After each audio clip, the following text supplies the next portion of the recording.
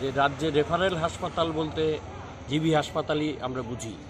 সারা ত্রিপুরা রাজ্য থেকেই বিপন্ন রোগীরা এই হাসপাতালেই আসে রোগ মুক্তির জন্য, কিন্তু দেখা যাচ্ছে যে জরুরি পরিষেবাগুলো পর্যন্ত এই হাসপাতালে পাওয়া যাচ্ছে না। জল থেকে শুরু করে, পানীয় জল থেকে শুরু করে জরুরি বিভাগগুলো, এবং দেখা যায় হাসপাতালে রুগীরা প্রায় ঘন্টার পর ঘন্টা অপেক্ষা করে, ডাক্তার নেই, বিশেষজ্ঞ চিকিৎসকের দরকার। এই রকম 10টা দাবিকে সামনে রেখে আমরা আজকে মেডিকেল সুপারিনটেন্ডেন্টের কাছে আমাদের 10 দফা দাবি তুলে দিচ্ছি এসইউসিআই কমিউনিস্টের পক্ষ থেকে।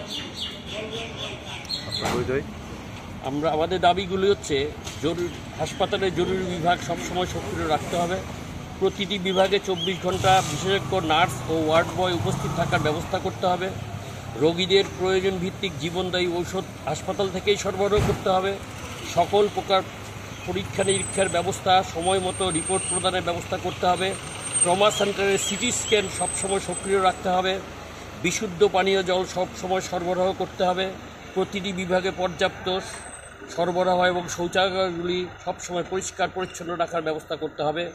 টিকিট প্রদানের কাউন্টারের সংখ্যা আরও বৃদ্ধি করতে হবে। রোগীর পরিজনদের বাইরে বসার জায়গায় লাইট, ফ্যানের ব্যবস্থা ও মশামুক্ত রাখতে হবে। পোস্টমর্টেম করার ক্ষেত্রে হয়রানি এবং তার জন্য অর্থ প্রদানের যে প্রচলন, তা বন্ধ করতে হবে। এই 10 দফা দাবিগুলোকে সামনে রেখে আমরা এখন যাচ্ছি আমাদের মেডিকেল সুপারিনটেন্ডেন্টের কাছে। আমরা দাবিগুলো এই ডেপুটেশনটা দিয়ে বলবো যে আপনি অতি সত্বর এই জরুরি পরিষেবাগুলোকে আবার সচল করুন এবং জনসাধারণকে এই রোগ থেকে মুক্ত করুন।